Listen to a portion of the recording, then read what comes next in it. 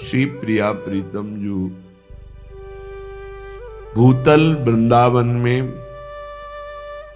प्रगट विराजमान है। हमारे नेत्रों में त्रिगुण माया का पर्दा है, इसलिए हम देखते हुए भी नहीं देख पा रहे। जैसे सामने हम पहले शरीर देखते हैं, फिर गुण दोष देखते हैं। बहुत बुद्धि काम करी तो ये जान पाते हैं कि भगवान का अंश इसमें विराजमान है, लेकिन वो अंश क्या स्वरूप है ये हम इन नेत्रों से नहीं देख सकते। जो भगवान का अंश है उसे हम नेत्रों में से नहीं देख सकते, फिर इन नेत्रों से हम अंशी को कैसे देख सकते हैं? इतनी सामर्थ्य हमारे नेत्रों में नहीं। इसीलिए वही अंशी प्रिया प्रीतम मिलित रूप होकर के युगल सरकार ही अर्चा विग्रह के रूप में अपने आप को प्रकट किया। ये अर्चावतार है। इन्हीं के दर्शन से, इन्हीं के सेवन से, इन्हीं के सुमिरन से हमारे मानस नेत्र खुलते हैं।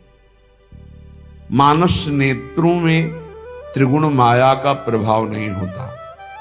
वो त्रिगुणातीत नेत्र हैं, जिसे भाव नेत्र कहते हैं, जिसे हरिवंश नेत्र कहते हैं।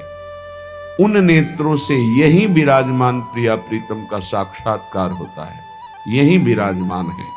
इसलिए हमारा मन यदि श्यामाजू के चरणों का आश्रय लेकर राधा नाम का रटन करे तो इस श्री वृंदावन के प्रताप से ज्यादा समय नहीं लगता यहां मानस नेत्रों को खुलने में, क्योंकि सिद्ध भूमि है।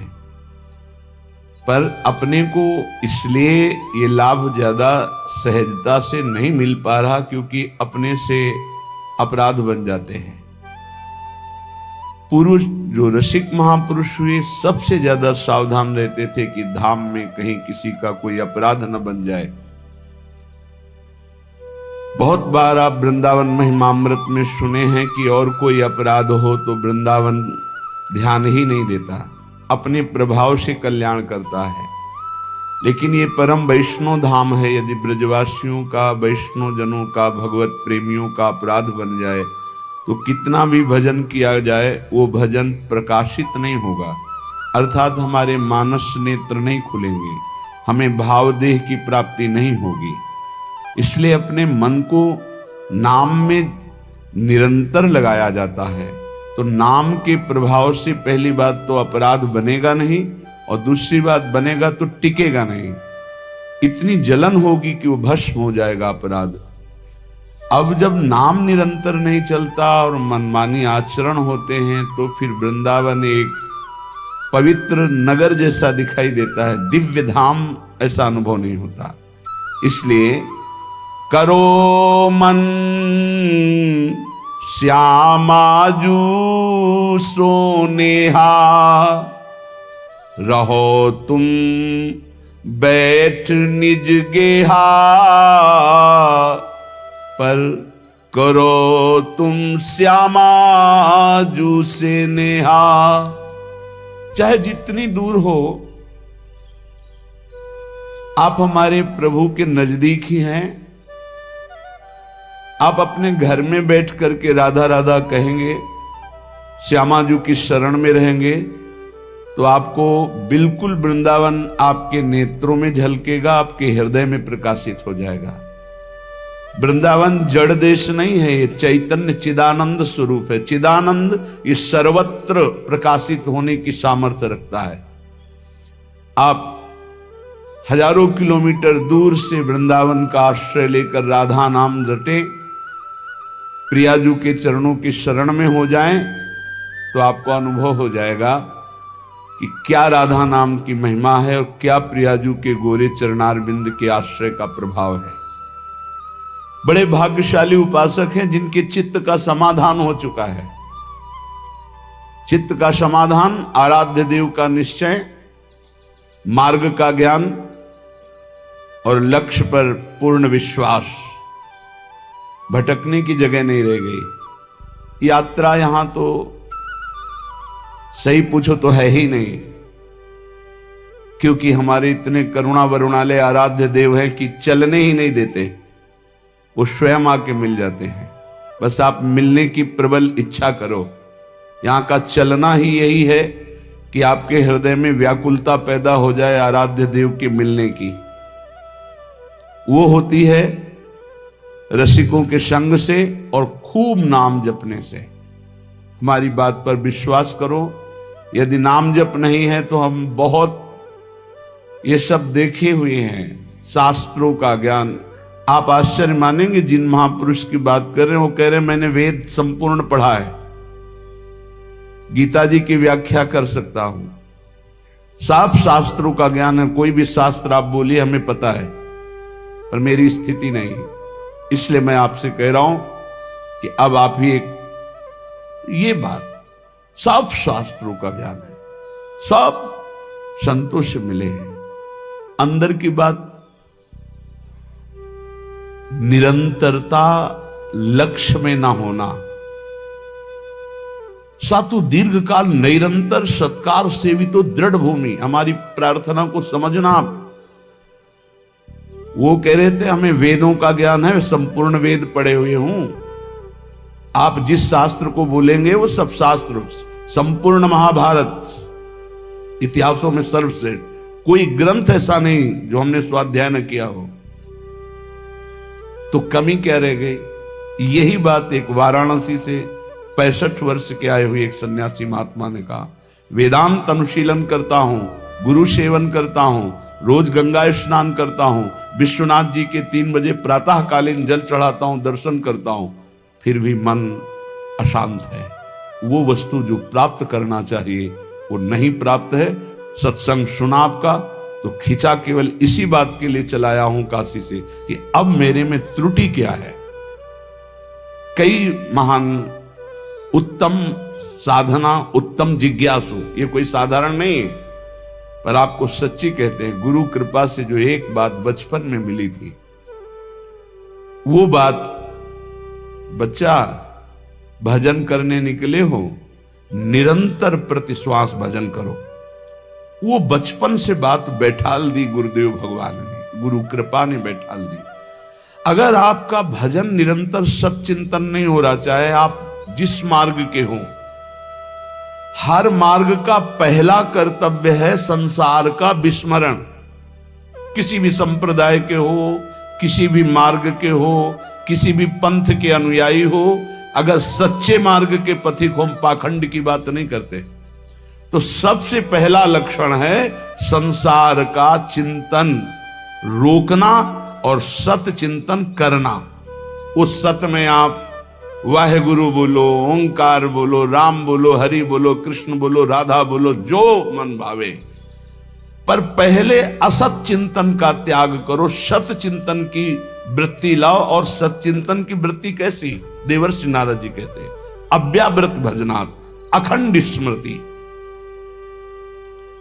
इसकी कमी होने के कारण बाहरी सब बढ़िया साधन होने पर भी मन को परमानंद का द्वार खोलना नहीं आया। वो यही है, अंदर है। कल चर्चा की थी कि जैसे एक मकान, उसके अंदर कमरा, कमरे के अंदर भुइंधरा, वहां बैठा हुआ है चिदानंद स्वरूप, वहां प्रवेश करना है। वो दरवाजा गुरु कृपा से प्राप्त मंत्र और नाम के निरंतर चिंतन से प्राप्त हुए ज्ञान से खुलता है। और वो तिजोरी खुली तो माला माल हो जाओगे, और वो बंद रही तो हम आपको कह रहे हैं कि इतना इतना सब कुछ है, लाखों लोग उनकी दंडवत करते हैं, वो दंडवत करने योग्य हैं, पर मन की जो स्थिति चाहिए वो नहीं है। क्यों नहीं? क्योंकि जो मन की स्थिति पहुंचाता है वो नहीं है। वो क्या है? अव्यावृत भजनात्। गोस्वामी जी की, तुलसीदास जी की बात बिल्कुल, आप चाहे जिस मार्ग के पथिक हो, सच्ची बात समझ लीजिए। बारी मथे घृत होए बरु, सिकताते बरु तेल, और बिनु हरि भजन न बहुतरी या सिद्धांत अपेल। बिना निरंतर भजन के बात नहीं बननी है। तो यहां कह रहे हैं, करो मन श्यामाजू सोनेहा, रहो तुम बैठे निज गेहा, लगा है दांव ये देहा, न जाने योनि फिर के हा, चतुर जग में बड़ो कहिए, कौन श्याम श्यामा के रंग रंगिए,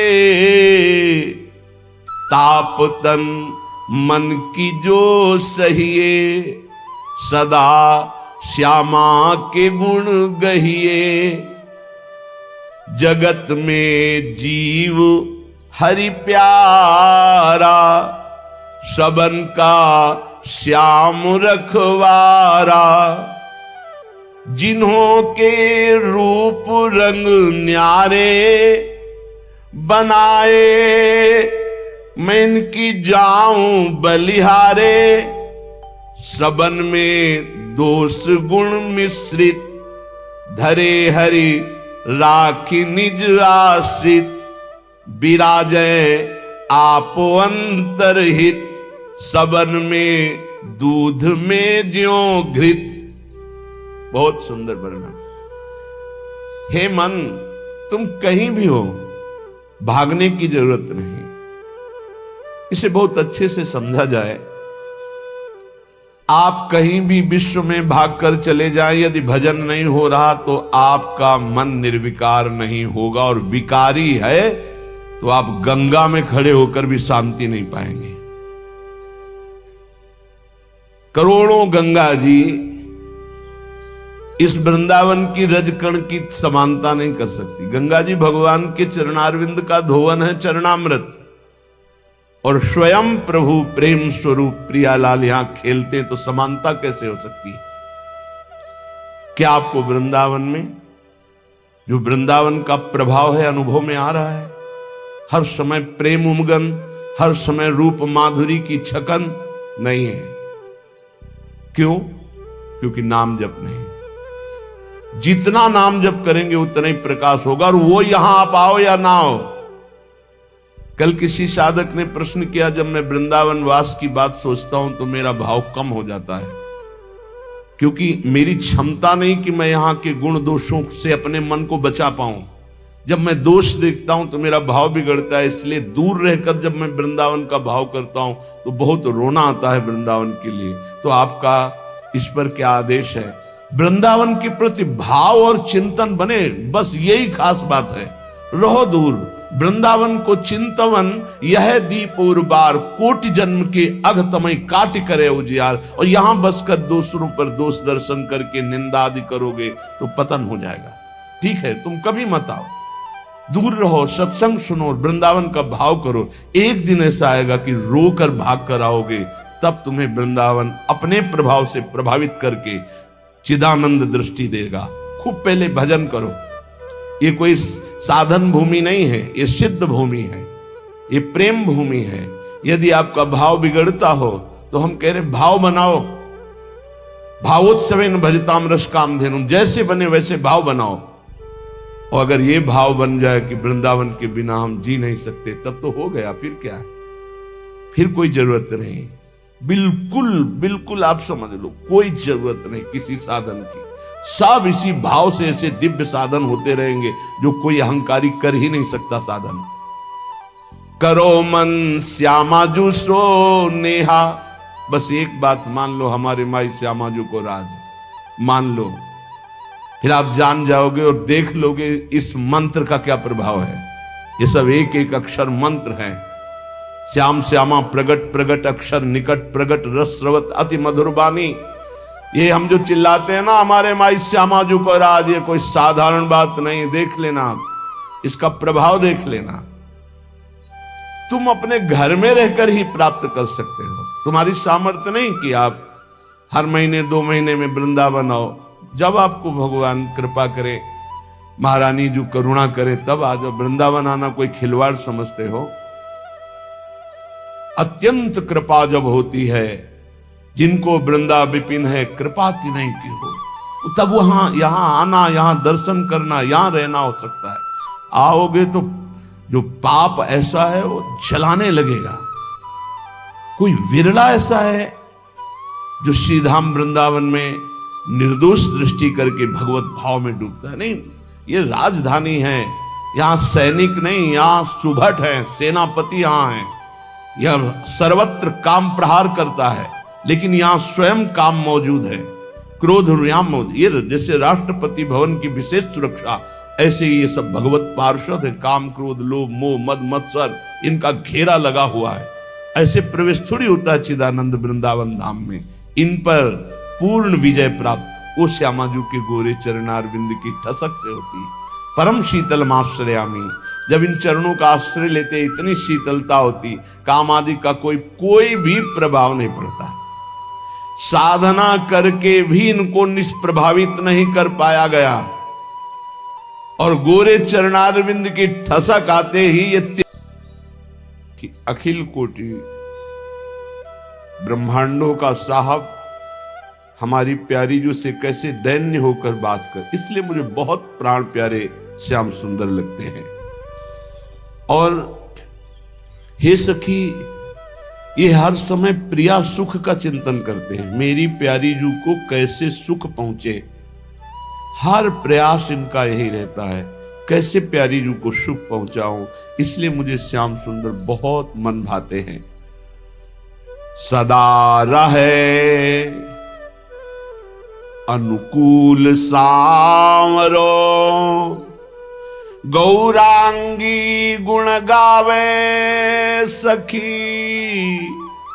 ये गौरांगी गुण गावे। और श्यामाजू की छवि निरखी हरसी, ये मन ही मन मुस्कावे। इसलिए ये बार बार सिर नावे। हे सखी, प्यारी जू से बार बार करबद्ध होकर विनय करते, हे लाडली आप मेरी जीवन धन हो। बार बार प्यारी जू के चरणों में मोर मुकुट पधराते हैं।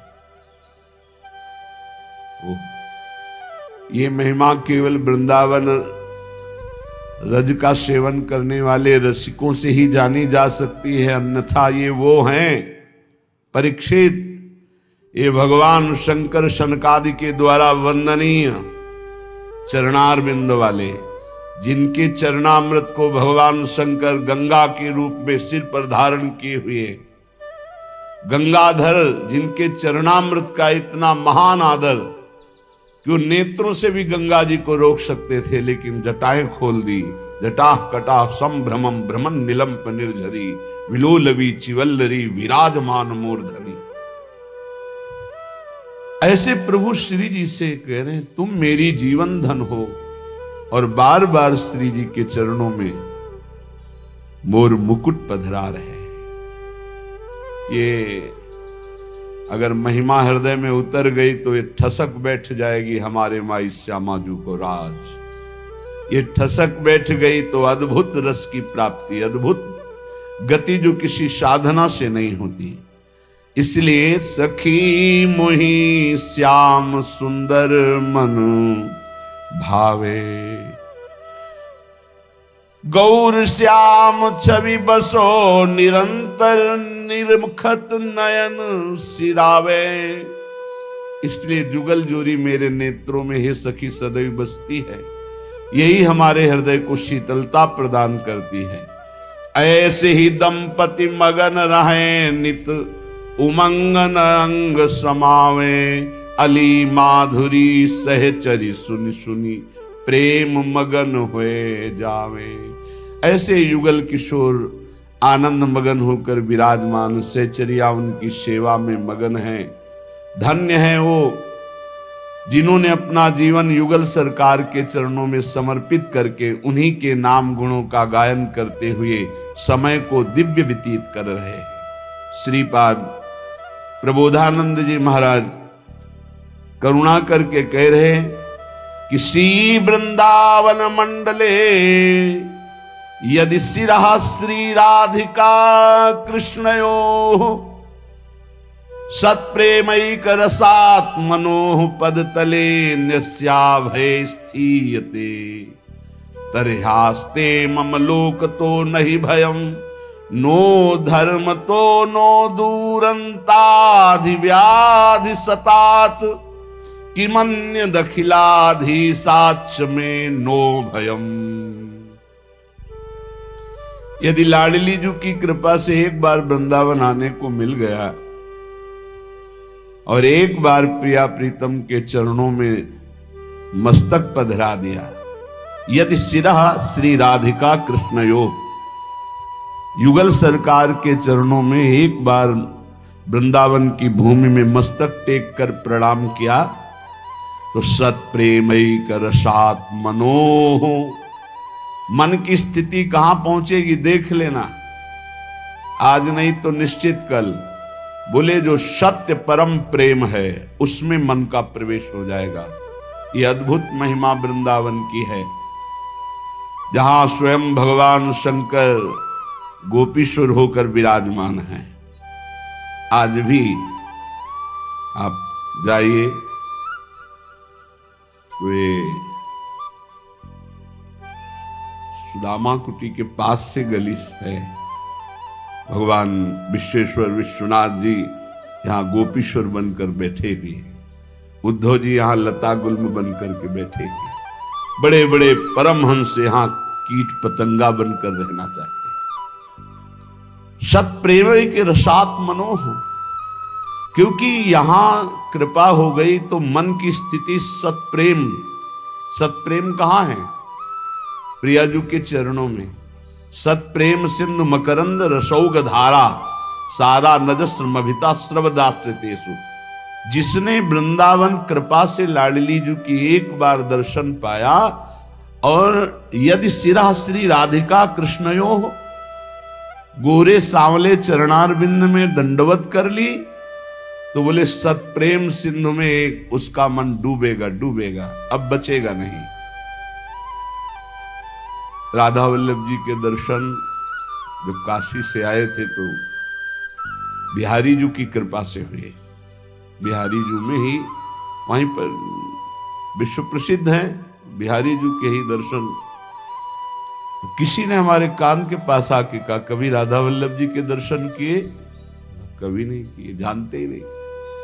तो उन्होंने कहा कि बिहारी जी के दर्शन तभी पूर्ण माने जाते जब राधा वल्लभ जी के दर्शन होते। तो हमने सोचा जैसे कहीं कहीं होता है कि साक्षी गोपाल जी के दर्शन करने से ऐसा, फिर उनके दर्शन पूरे, तो हम सोचा ऐसा कोई विधान होगा वृंदावन का ऐसा, जैसे काशी जाए विश्वनाथ जी के दर्शन करे और काल भैरव के दर्शन न करे तो बोले अधूरा दर्शन हुआ।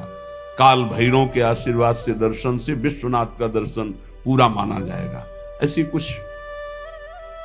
तो हमने कहा भाई हमें तो पता नहीं, तो सीढ़ी तक छोड़ ले आए। कौन जो बोले हम नहीं जानते कौन, आज तक नहीं परिचय मिला, वो बिहारी जी ही थे। सीढ़ी तक छोड़ने आए कि देखो भाई तुम हमारे पास हो, हमें पता तुम किस घर के हो, तुम्हें छोड़ देते हैं, ये तुम्हारा घर है, जाओ चढ़ के। शांत वहां 2-4-6 लोग हुए। बिहारी जी ने तो राधा वल्लभ जी को देखा तो देखते ही रह गए। हो तो जिसका चित्त चुराना होता है तो दूसरा रूप प्रकट करते हो। सत्प्रेमैक रसात् मनोः, एक बार जो यदि सिरा श्री राधिका कृष्णयो, ये चुरा लेते हैं, चित्त चुरा लेते हैं, जबरदस्ती अपना बना लेते हैं, क्योंकि इनके थे ही, भूल से हम इनको अपना नहीं माने, इसलिए भटकते रहे। और जब उन्होंने कृपा करी तो घसीट लिया। पद तले न्यस्याभये स्थीयते, और जो इनके चरणों को तलवार का आश्रय ले लेता है तो बोले अभय, निर्भय हो जाता है, कोई भय नहीं रहता।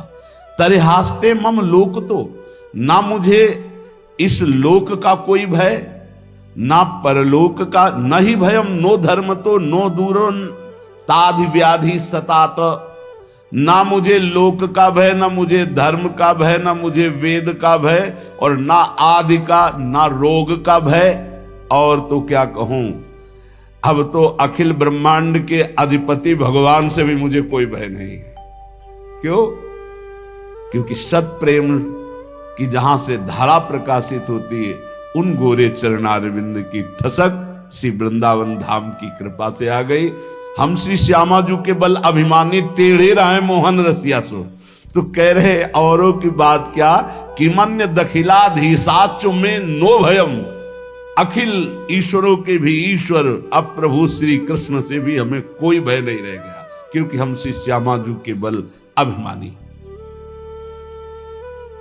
यत् पुष्पम घ्रातवन्तः सकृदपि, विश्वास कर लेना, संशय मत रखना, ये भागवतीय वस्तु है।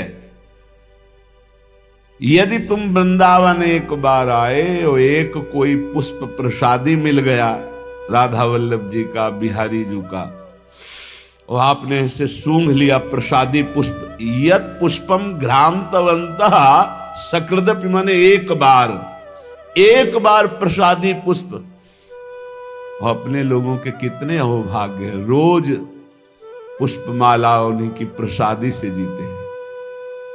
कल रसिकाचार्य रसिक शेखर श्री स्वामी हरिदास जी का उच्छिष्ट निधिवन से आया, मैं कैसे बताएं,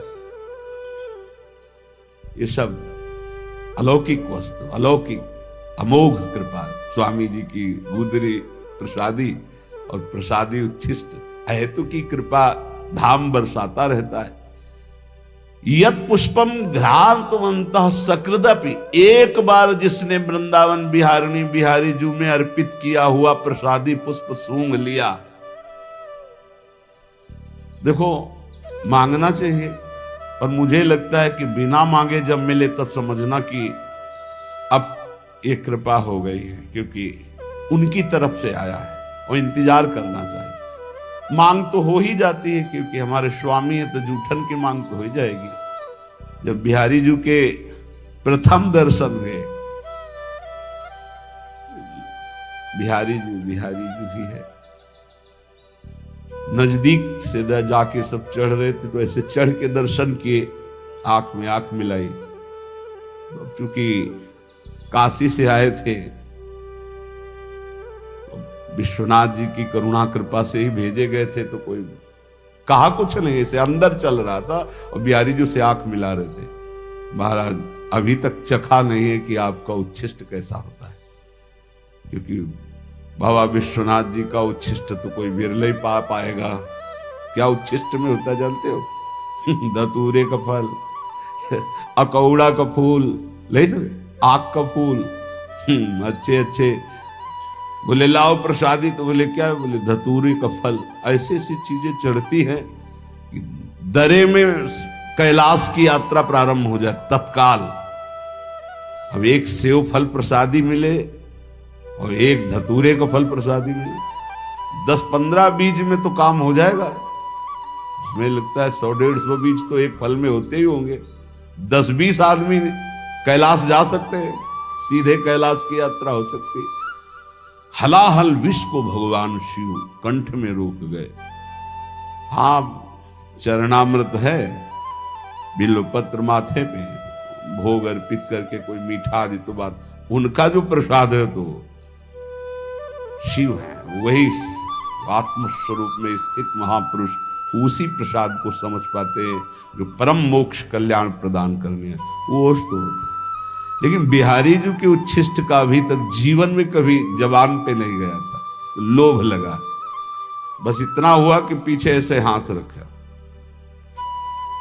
पीछे ऐसे मुड़े, सुन बाबा, दोना भर प्रसाद बिहारी जी का माला डाला। बोले तो एकदम घबरा गए, क्योंकि अंदर परों धरणी पे भुजा गही आई उठावे, कबहू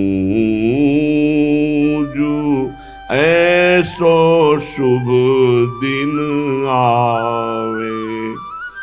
बुरी सखी जी कह रही, क्या मेरे जीवन में ऐसा परम शुभ दिन आएगा जब यमुना के पावन पुलिन तट पर एकांत में बैठकर उच्च स्वर से राधा राधा राधा ऐसा पुकार करके मैं बहुत ही व्याकुल हृदय से रो रही हूं। आंख मूंद करके पुकार रही थी। अचानक आंख खुली तो सामने देखा मेरी स्वामिनी मुस्कुरा रही है। फिर तो विकलता संभली नहीं, चरणों में लौट गए तो स्वामिनी हमारी भुजा पकड़ करके उठा रही है। जब हो विकल परी धरणी पे, भुजा गही आई उठावे, ऐसो शुभ दिन कबहू जुआवे। कोटि चंद्र छवि बदन मनोहर, मंद मंद मुस्कान सुहावे। भोरी छिन दृग दर्शन आशा, भोरी छिन दृग दर्शन आशा, बार बार ललचावे स्वामिनी। ऐसो शुभ दिन कबहू जुआवे। जब मैं धरणी पर वृंदावन की भूमि में प्रेम विकल होकर के स्वामिनी जी के चरणों में गिर पड़ूं, स्वामिनी जी करुणामयी करुणा करके हमारी भुजा पकड़ के उठावे। करोड़ करोड़ चंद्रमाओं की कांति को फीकी करने वाली स्वामिनी जी के उस सौंदर्य समुद्र का सार रूप जब हम भर नेत्र देखें और वो हमारी तरफ देखकर चितवन करके मानो ये मेरा जन है, ये मेरी दासी है, ऐसे मंद मंद मुस्कुरा दिए। भोरी सखी कहती बस मेरे नेत्रों की एक ही आशा है, कभी मैं ऐसा दर्शन पाऊं कि यमुना के पावन पुलिन तट पर बैठकर आंख मूंद करके राधा राधा पुकारूं, मेरी स्वामिनी आ जाए। देखा अपनी स्वामिनी को विकल होकर चरणों में लौट गए। स्वामिनी करुणा करके भुजा पकड़ के उठाया। फिर देखा करोड़ करोड़ चंद्रमाओं की कांति को फीकी करने वाली श्री मुख चंद्र से अद्भुत अद्भुत शोभा का विस्तार करती हुई मंद मंद मुस्कुरा रहे, हमारी तरफ देख रहे। वो शुभ दिन कब आएगा? मिलन की प्रबल लालसा, धाम नाम और लीला गायन लीला श्रवण यही रूप को प्रकाशित कर देते हैं। ऐसा श्रीपाद ने देखा। श्रीपाद प्रबोधानंद जी महाराज कालिंद्यानंद शांदामृत सुरस सरित कूल कल्प द्रुम मूल प्रोन्मीलद्रतन वल्ली मय मधुर महामंडपे मंडितांगौ आसीनौ चित्रतूले स्मर मधुर वयोरूप लावण्य लीला वैदग्धी पूर मुग्धीकृत सकल सखी वृंद वृंदावनौ तो। सच्ची मानिए ये बहुत बड़ी सिद्धि है वृंदावन। भजन बहुत जल्दी यहां सिद्ध हो जाता है, बहुत जल्दी प्रेम प्रकाशित होता है। यहाँ लीला में प्रवेश बहुत जल्दी होता है। बस यहाँ की रहनी से रह जाए। दो बातें यहां बहुत खास हैं वृंदावन में, अगर इन दो बातों को उतार ले तो और सब बातें आ जाएंगी। सबसे पहली बात है वृंदावन बसिके इतनो बड़ो शयान जुगल चरण के भजन बिन निमिष नदी जय जान। निमिष कहते हैं पलक झपकने के समय को। जिनको वृंदावन वास मिल गया, जो वृंदावन कुछ दिन के लिए ही वसने आए, वही सुजान वृंदावन वासी उपासक है जो पलक झपकने के समय में भी प्रिया प्रीतम का विस्मरण ना होने पाए। कितना समय? एक पलक झपकने का समय, निमिष मात्र के लिए भी अपने प्रभु का विस्मरण ना होने पावे। वृंदावन बसिके इतनो बड़ो सयान। जो वृंदावन बसा और ये चतुरता स्वीकार कर ली, जुगल चरण के भजन बिन निमिष न दीजे जान। कभी सेवा में है, कभी लीला गायन में है, कभी नाम जप कर रहे हैं, कभी सत्संग सुन रहे हैं, कभी दर्शन कर रहे हैं, एक क्षण भी प्रिया प्रीतम से बिलग नहीं, पहली बात।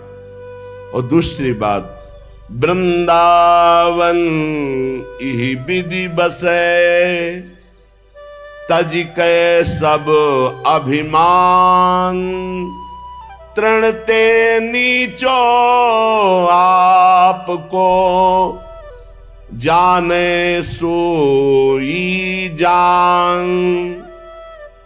जो वृंदावन में ऐसे वास करता है कि अपने को तृण से भी नीच मानता है, मैं सबसे छोटा हूं, सब हमारे इष्ट देव, मैं सबका सेवक हूं, वृंदावन में सबसे नीच मैं हूं, ये बात बैठालनी पड़ेगी। थोड़ा सा साधन बनता है तो अहंकार होने लगता, मैं इतना पाठ करता हूं, इतने भजन की माला करता हूं, ये अहम में। वृंदावन इह विधि बसे, तजिक सब अभिमान, न भक्ति का अभिमान, न त्याग का, न वैराग्य का, न किसी तरह के लौकिक पारलौकिक किसी भी अभिमान का स्पर्श न हो। अपने को सबसे नीचा मानने वाले के ऊपर माया का प्रभाव नहीं पड़ता। इसीलिए महाप्रभु चैतन्य देव जी ने हरि कीर्तन में परम डूबने के लिए भाव में तृणादपि सुनीचेन, अपने को तृण से नीचा समझे, पहली बात है। यहां वृंदावन के रहस्य को जानने के लिए कह रहे, अपने को सबसे नीच समझे, तज के सब अभिमान, कोई भी अभिमान, कोई भी अन्य बल न रखे तो वृंदावन अपना प्रभाव उसके हृदय में प्रकाशित कर देगा। श्रीपाद अत्यंत ज्ञानी महात्मा है, कहीं अभिमान का तो लेश भी नहीं है, कोई विकार नहीं है, तो क्या देख रहे हैं? परम पावन श्री यमुना जी अपनी आनंद लहरों से उन्मत्त हो रहे हैं, सुंदर सुंदर कमल खिले हुए हैं, श्याम वर्ण की यमुना जी के समीप तटवर्ती कल्प वृक्षों का कुंज है। उन कल्प वृक्षों के कुंज में एक नव किशोर कल्प वृक्ष के मूल में तूल का गद्दा, रुई का, बहुत सुकोमल सुखद स्पर्श ऐसी गादी बिछी हुई है और उस पर प्रिया प्रीतम दोनों लाडले विराजमान हैं। कोई सखी चंवर कर रही, कोई व्यजन कर रही, कोई मोर पंख डुला रही, प्यारी जो और प्यारे जो परस्पर नेत्र मिलाए हुए मंद मंद मुस्कुराते हुए विराजमान है। कालिंद्यानंद सांदामृत सुरस सरित कूल कल्पद्रुम मूल, प्रोन मीलत रत्नवल्ली मय मधुर महामंडपे मंडितांगौ, आसीनो चित्र तूले स्मर मधुर वयो रूप लावण्य लीला। रत्नों से जटित चबूतरा है कल्प वृक्ष का और तूल की गादी है, बहुत सुकोमल गद्दा बिछा हुआ है, ऊपर सुंदर पुष्पों की गादी, उस पर हमारे युगल सरकार विराजमान है, जिनकी नव किशोर अवस्था है। एक वय, एक ही मन, एक ही प्राण, दो तन, ऐसे युगल सरकार प्रेम में उन्मत्त होकर विराजमान है और समस्त सखी वृंदों सहित मुझे मुग्ध कर रहे हैं। श्रीपाद कह रहे समस्त सखी वृंदों सहित वहां मैं भी उपस्थित हूं और मैं भी मुग्ध हो रहा हूं प्रिया प्रीतम के ऐसे रूप में। इस प्रकार की परम सिद्धि श्री वृंदावन प्रदान करता है। यहाँ दैन्यता पूर्वक अहम शून्य होकर, अपराध शून्य होकर भजन में डूबे हुए वास करे तो यहाँ ऐसा कुछ होता है, पता नहीं कब वृत्ति कैसे बात करते करते वृत्ति शकिल जाती है और भाव समाधि में डूब गई, कुछ चेतना ही नहीं रहती, मैं कौन कहां कैसा। जैसे कोई गाढ़ निद्रा में सोया हुआ पुरुष जगाया जाए तो उसकी जो हालत होती है वो हालत होती है यहां वृंदावन भजन आनंदी की। कुछ कुछ वाय चेतना होती, फिर वो अंतर, अतिशय प्रीति हुती अंतर्गति, अंतर में प्रिया प्रीतम की अतिशय प्रीति होने के कारण वो बार बार बाह्य दशा में आने की चेष्टा करता है, पर अंतर दशा में डूब जाता है। कामादीनां परवशो यशोर्थी त्यक्त सत्पथा कथम वृंदावने सिद्धिम नयायाद यदि तत्कृपा। अब बहुत बड़ी महिमा की बात कहे हैं, जो अपने लोगों का आनंद उत्साह बढ़ाने वाले हैं। यहां तो बताया कि बहुत सावधान साधक तब लीला में प्रवेश पाता है, और यहां कह रहे हैं जिसने आजीवन वृंदावन वास का नियम ले लिया है, अब मैं मरूंगा इसी धाम में, बाहर नहीं जाऊं। ये बहुत बड़ी बात है, बहुत बड़ी बात है। बहुत परीक्षाएं आती, बहुत विचलित करने की लीलाएं माया करती है, पर ये अखंड वृंदावन वास का जो नियम ले ले, बहुत बड़ा नियम है। मतलब समझो आना जाना मिट गया, पक्का। इसमें तो विश्वास, दृढ़ विश्वास है। बहुत महिमामय है आजीवन वृंदावन वास करना, पर टूटना नहीं, मरना है। एक बार जीवन को प्रभु के चरणों में अर्पित कर दो, चाहे जितना कष्ट मिले। मरना तो है ही यार, मरने से बढ़कर कोई कष्ट नहीं। और अब हमने अपने जीवन को वृंदावन के हाथ दे दिया, ये स्वीकार करो। अनुकूल परिस्थिति हो, प्रतिकूल परिस्थिति हो, भारी दुख हो या सुख हो, या खंड खंड हो जाए तन अंग अंग सत टूक, अब वृंदावन नहीं छाड़िबो है बड़ी चूक। आपको सच्ची कहते हैं। आप कैसे, वो ना शब्द है हमारे पास, ना कोई प्राकृतिक वस्तु है कि आपको प्रमाण दे सकूं कि वृंदावन कितना कृपालु है। सत्य कहते हैं, जो बड़ी बड़ी साधनाओं से नहीं, वो वृंदावन ऐसे वास मात्र से प्रदान कर देता है। बड़ी अपार कृपा है। अब देखो यहां कह रहे हैं, बड़ी अंदर आशा पैदा करने वाली बात है। कह रहे कामादि नाम परवशो, जिसने अखंड वृंदावन वास का नियम ले लिया, पर वो कामी पुरुष है। कामादि नाम परवशो, वो स्वावसो नहीं है, जितेंद्री नहीं है, वो अजितेंद्री है, कामी पुरुष है। दूसरा यशोर्थी, वो अपना नाम चाहता है, अपना यश चाहने वाला है। तीसरा त्यक्त सत्पथा, संतों के मार्ग का त्यागी है वो।